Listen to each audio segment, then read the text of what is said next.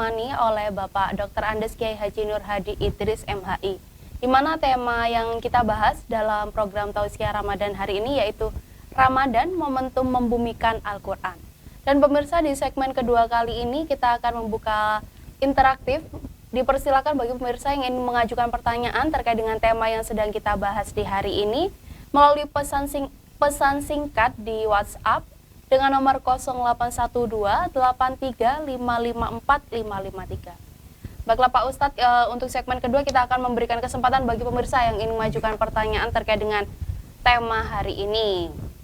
Sudah ada beberapa pertanyaan yang masuk. Yang pertama dari nomor 082 sekian. Pertanyaannya mengenai bagaimana cara mengimplementasikan ajaran Al-Quran dalam kehidupan sehari-hari, Pak Ustadz. Silahkan dijawab. Ya, baik.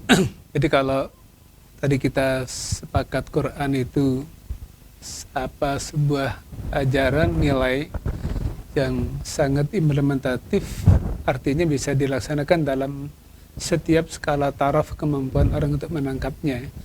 Masyarakat paling modern sampai yang paling tradisional sekalipun itu bisa mengaplikasikan dalam kehidupan sehari-hari. Bagaimana cara mengimplementasinya? Ya, mestinya kan kalau sebagai sebuah ajaran nilai ya, yang pertama kan mesti kita harus mempelajari Al-Quran ya. Pelajari Al-Quran itu, kemudian setelah dipelajari, baik cara baca, kemudian yang tepat, pemaknaannya, sampai mungkin menguasai tafsirnya dari para mufassir kita, maka akan ada pemahaman terhadap diri kita ya, dari apa yang dipesankan Quran sebagai sebuah pesan kehidupan sehari-hari. Itu baru kita bisa menerapkan kehidupan sehari-hari. Ya, tanpa pemahaman yang utuh pada Quran memang kita sulit. Karena itu para pemirsa sekalian, Al-Quran itu bisa hadir dalam banyak dimensi gitu ya. Satu, dimensi nilai. Untuk dimensi nilai, saya kira memang mau tidak mau kita harus melakukan proses istimbat ya. Penggalian, mempelajari, menggali dari para pakar, ahli yang sudah memang lebih awal banyak melakukan proses penggalian. Atau dalam bahasa agama yang namanya al-ijtihad ya. Itu sudah banyak muncul saya kira yang namanya kitab tafsir, 2 ribuan kitab tafsir.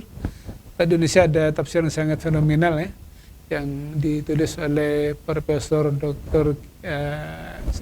Quraish Shihab ya, Al-Misbah.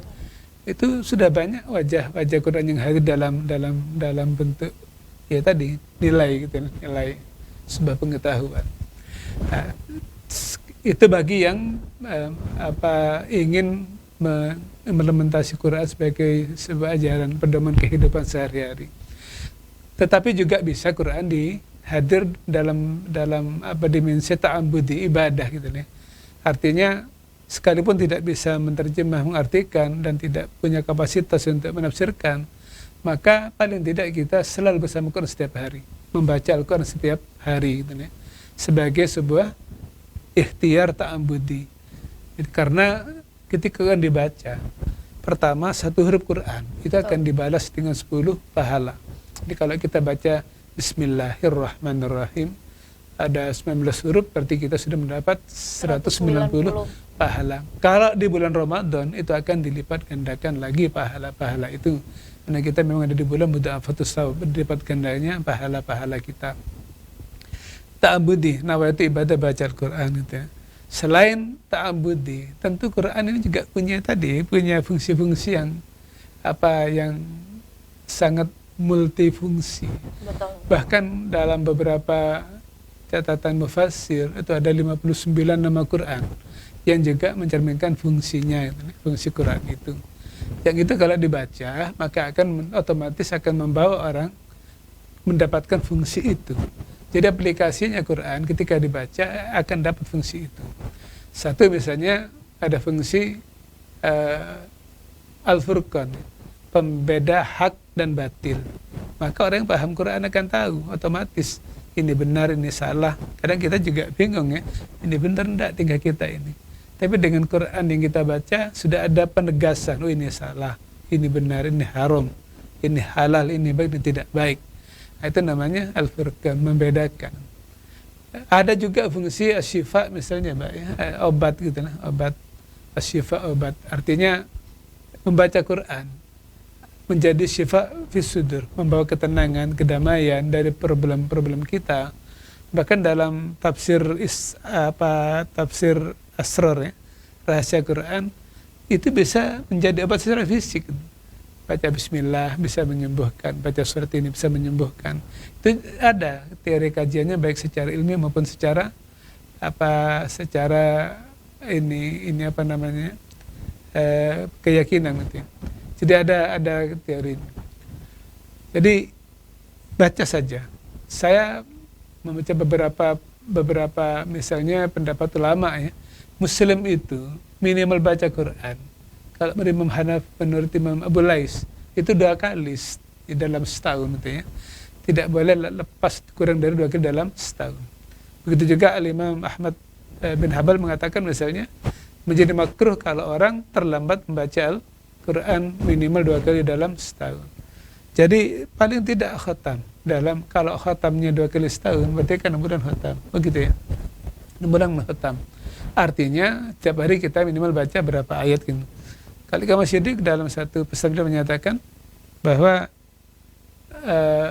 bacalah minimal 10 ayat dalam Al-Quran, maka akan dijamin Allah rezekinya di keluarga itu. Anaknya, bapaknya, atau mantunya, siapa di rumah itu yang baca Quran, dibaca 10 ayat dalam 1 hari, maka di hari itu Allah akan jamin kecukupan rezekinya. Ini di antara kehebatan Quran yang perlu kita implementasikan kehidupan sehari-hari.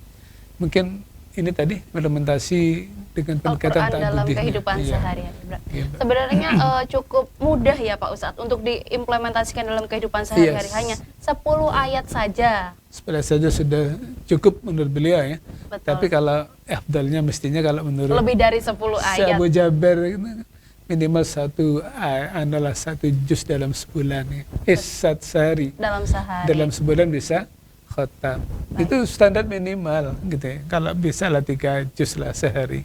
Kalau di bawah 1 juz itu sangat minim. Tapi tidak apa-apa. Baca 10 ayat menurut guru kita Kiai Ahmad Siddiq sudah bisa menghadirkan kebaikan, kedamaian, bahkan kecukupan rezeki. Salah satu yang baca saja sudah ada jamin rezeki dalam rumah tangga kita. Betul. Gitu. Baik. Kemudian Pak Ustadz, kita beralih ke pertanyaan yang kedua. Baik, silakan dimunculkan pemirsa yang ingin bertanya. Dari Bapak Ervan Effendi. Pertanyaannya, benarkah nuzulul Quran tanggal 17 Ramadan? Serta benarkah kitab Al-Quran dijaga oleh Allah Subhanahu wa Ta'ala dari pemalsuan manusia? Silahkan dijawab Pak Ustadz. Tadi sudah sempat kita singgung memang tentang 17 Ramadan. Jadi kalau nuzul dimaknai turunnya Al-Quran, tentu ya bukan 17 Ramadan saja ya, tapi turun sebanyak selama 22 tahun 2 bulan 22 hari, waktu yang sangat panjang. Tapi kalau merujuk kepada awalu manuzila, pertama turun, itu memang dalam banyak pendapat ulama adalah tanggal 17 Ramadan gitu ya. Di mana komprominya? Ya, komprominya adalah bahwa Ramadan Quran diturunkan. Syahr Ramadan alladzi unzila fihil Quran. Turun di bulan Ramadan. Tanggal berapa? Itu ada ayat yang mengatakan bahwa turunnya Quran bertepatan dengan bertemunya 2 pasukan. Ya. Pasukan berhari, ya ini disebut dengan istilah Yaumal Taqal Jam'an. Bertemunya 2 pasukan itu dalam catatan sejarah terjadi pada tanggal 17 Ramadan. Karena itu mayoritas ulama hampir bersepakat berjemaah bahwa turunnya Quran pertama kali tepat pada tanggal 17 Ramadan. Yang diperingati dengan malam nuzulul Quran. Dan kemudian kita peringati sebagai nuzulul Quran. Jadi bukan proses nuzul, proses pertama nuzulnya. Kalau nuzulnya tentunya itu tadi, sudah 22 tahun sekian. Ada yang menyebut ya, nuzul pertama itu dari langit sama ke langit bumi. Dari Mahfud ke langit bumi, itu 17 Ramadan. Ya, kemudian ke Rasulullah, tadarruj ya, berangsur-angsur selama 22 tahun. Saya kira banyak penafsiran, tapi intinya hampir bersepakat apakah ayat pertama atau turunnya Quran ke langit-langit bumi itu yang 17 Ramadan. Dengan indikasi tadi, Yaumal Taqal Jam'an itu salah satu petunjuk Qurannya. Baik. Saya kira begitu. Baik. Semoga pemaparan dari Pak Ustadz tadi menjawab 2 pertanyaan dari pemirsa.